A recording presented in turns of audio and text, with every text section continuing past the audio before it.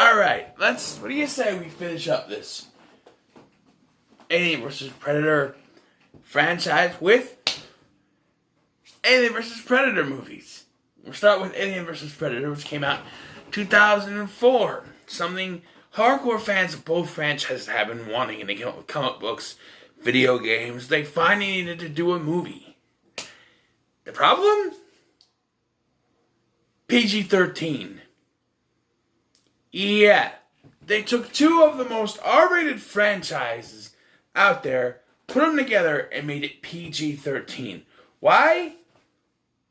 Because of the director, Paul W.S. Anderson, who refuses to make rated R films. Despite the fact that he made the Resident Evil films a few years later, which were rated R. So I don't understand that. He's the reason why the first Mortal Kombat wasn't rated R. And then when they did the sequel, they just said, well, the first one worked fine. We'll just keep this one PG-13. So, Alien vs. Predator. I watched the unrated version, and this is the first time I've watched the unrated version, and why is there a guy in the Antarctic being chased by a predator and a xenomorph? They never come back to that. They never explain it. He was there, being chased at the beginning. I know it was a deleted scene that was taken out of the theatrical version, but why? What? It's not important to the plot. It's just there. I turn it on, push play, went to the bathroom, come back, and I see this. I'm standing there in my kitchen going, I ain't never seen this before. What is this? What importance is this, other than some dude in the Antarctic who should be wearing more clothes than he is, being attacked by a xenomorph and then a predator? Okay? So, when I first watched this movie, I had no knowledge of either franchise. So, it was just something to watch. So, I thought it was pretty good. Now, having watched the entire Predator franchise, including ones that come after this, and the entire Alien franchise, including ones that come after this, doing this together, putting those two together, knowing all that I know, watching this,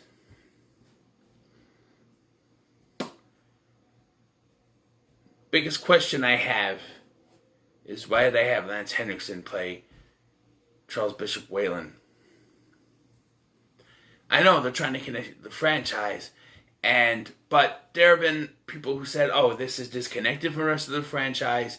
But based on what I know in Alien vs. Predator Requiem, they were trying to continue the franchise. They introduced a Wutani at the end of that.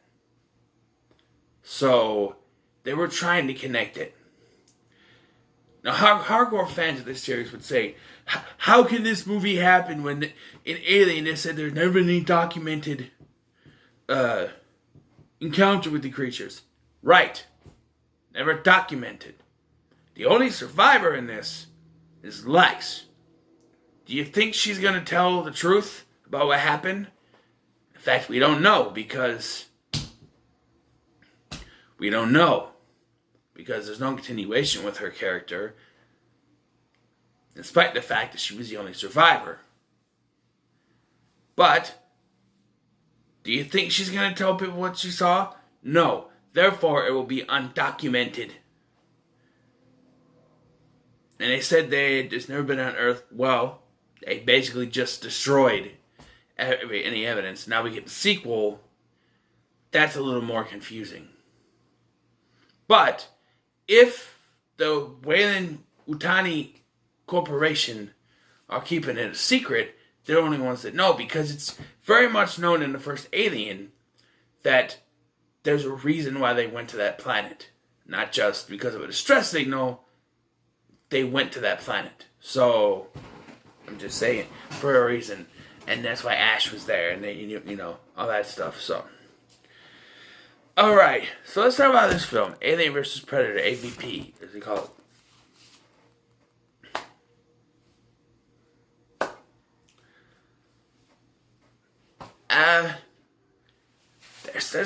There's always complaining when it comes to versus movies because it's not constant. You know, it says Alien versus Predator, so that's what we should get. Aliens and Predators fighting each other, that's it. Well, we need to follow people. Because if you didn't, there'd be no story. They said the same thing about Freddy versus Jason. Well, why isn't just Freddy versus Jason fighting each other for the whole 2 hours? Why are they fighting each other? Why do they need to fight each other? What's the story? You need a story to go along with your movie. You can't just have 2 hours of creatures fighting each other without a story. Even the video games had a story with Colonial Marines. This is not it, but you need a story. And thus, it's going to take a while to get from the start of the story to the point where we get to Alien vs. Predator. And in this film's defense, it doesn't take forever to do. Half hour, 45 minutes at least, before we actually get something. And you say, oh, that's too long. Well, tough shit. Because we need a story to get to where we're going. We can't just say, aliens and predators are fighting each other. And I think that's why in the animated version they put that scene at the beginning, because you got Alien vs. Predator right away. You know? So then, you know. And is the animated version different from the original? Maybe a little bit. My problem with this is that, like, why did you need to make it PG-13 to begin with? Do you need to do blood stuff? You know, blood, PG-13? I don't know. It's just, there's a lot of green blood in this. And it's, oh, green is PG-13, that's fine. But one little speck of red blood, oh, the gotta be rated R. Despite the fact that there have been bloody PG-13 movies too, but who knows.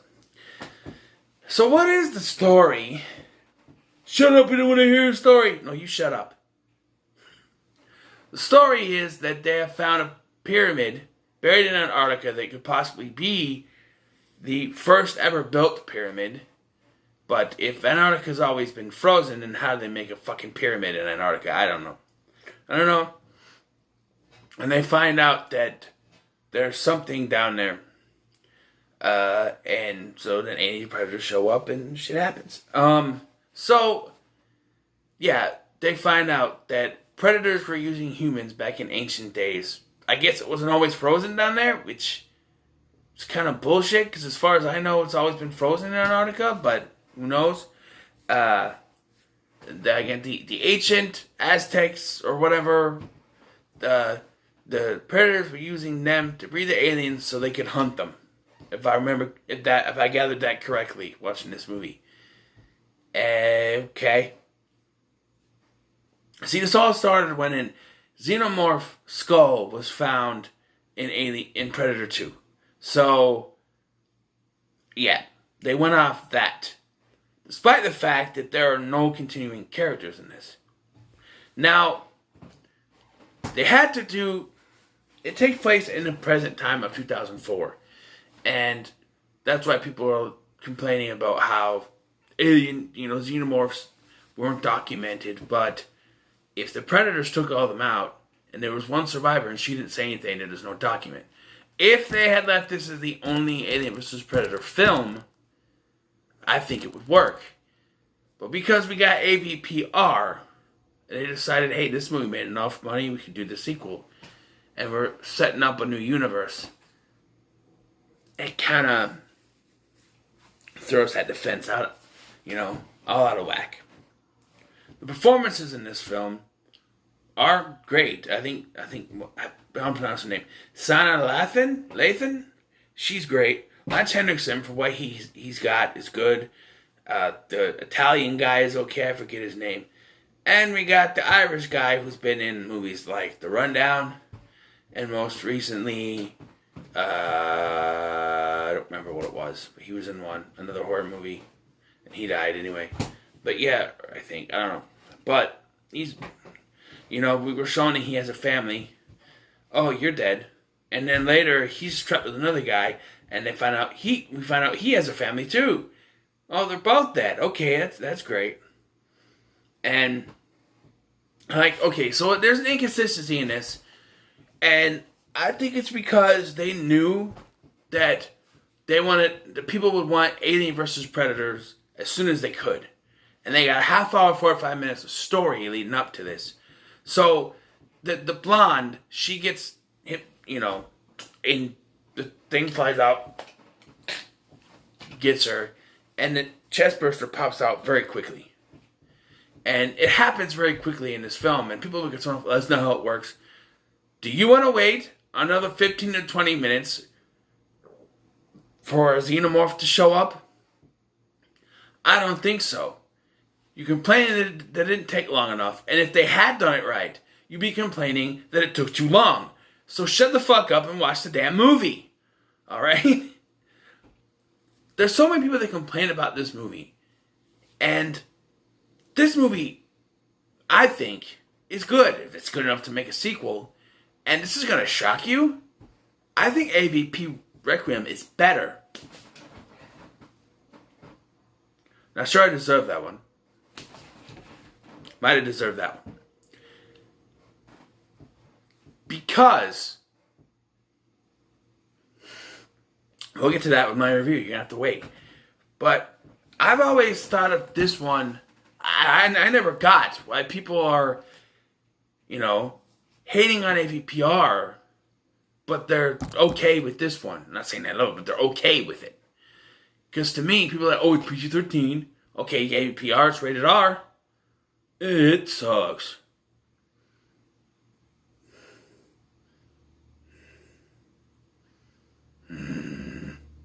We're going to get to that when I do AVPR, because I do, as weird as it is, I like AVPR better than Alien vs. Predator. I'm sorry, but I do. And I'll get to the reasons why once I do that review. But here, it's... Even the unrated version still isn't what you want it to be. And there's stupid decisions in this movie. Like, okay, so Lance Henriksen comes face to face with the Predator, and the Predator grabs him, but scans him and notices the cancer in his body, so he leaves him alone. So what does Lance Henriksen do? He takes his little breathing apparatus, his medicine or whatever, and rigs it to be a flamethrower and sets the Predator on fire, so the Predator's like, fuck you then, and kills Lance Henriksen. Lance, he was sparing your life. Sure, you're going to die anyway from your illness, but come on. He spares your life and you set him on fire? Lance, I love you, baby, booby, but you're an idiot. I mean, come on. And, okay, so I'm no expert, but this pyramid is designed to change every so once in a while.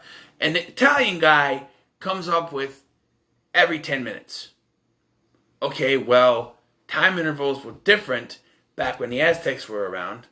Different systems. It could be metric, could be, the way what you use. Royale with cheese, who knows.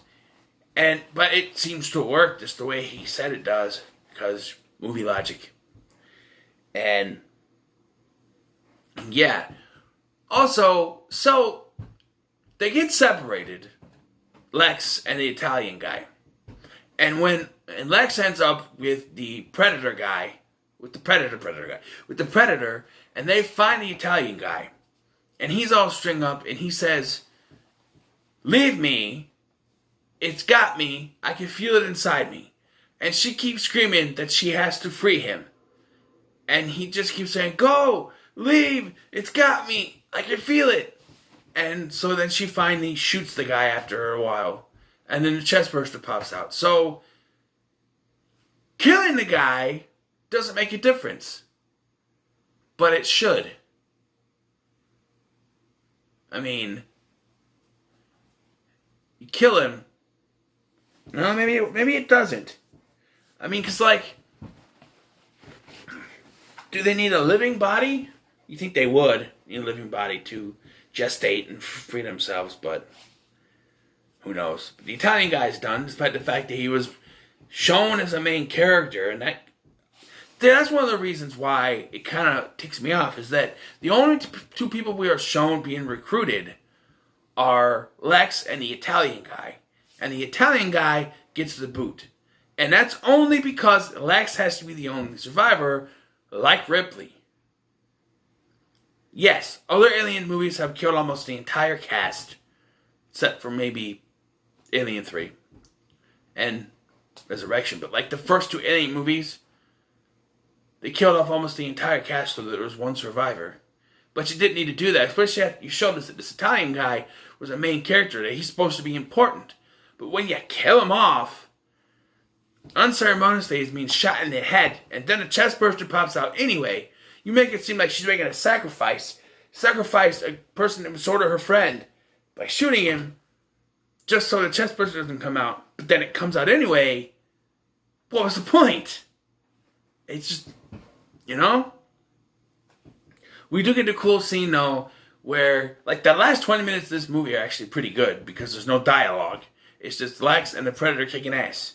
And the Predator fashions this shield out of a xenomorph skull and a spear out of the xenomorph tail, which is pretty cool, and she's able to fight with it. And then, like, they say earlier in the film that they mark themselves as a sign of battle, so he does that with her, but then they're attacked by the Queen and he's killed. He, being the Predator, is killed. Then the other reinforcements come. They kill the... Well, I guess the Queen is killed before that, but the reinforcements come a little too late. And they take him away, and they make her like an honorary member or whatever. And then we get the hook for the sequel, that little chest burster Pred alien popping out. And that's the hook for the sequel. And that's why I think, even though the sequel came out in 2007, it takes place in 2004 still. Which is why you could sort of, kind of, hook it in there. And there's certain elements in that film that you could say it's covered up, but who knows? So, Alien vs. Predator. Not a bad movie. Not a great movie. I think it's a decent movie. I'll give it a 7 out of 10. Because I enjoy it. But to me, I kind of enjoy AVPR better, I think. I don't know. Maybe on a rewatch, I'll hate the fucking thing. Who knows? But for me, it's the PG-13-ness that weighs this movie down. Especially after watching both franchises, all of which are rated R, leading up to this. And then this sort of, it's like, boom, boom, boom, boom, boom, boom, you get AVP. It's like Alien and Predator movies. Boom, boom, boom, boom, boom, boom, boom, AVP.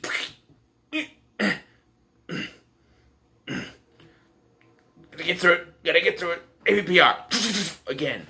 It's like there's non-stop action, rated R action going towards you. You get to AVPR, there's like stuck in some that marshmallow step stuff from Nightmare on Elm Street, and you're trying to get out, and you finally do need AVPR. And it's still rated R, I can say for that, but yeah, so it gets a 7 for me. So what is your thoughts on Alien vs. Predator? Let me know in the comments below. Make sure to like, share, and subscribe. Thank you for watching. I've been Scotty. See you in the next one.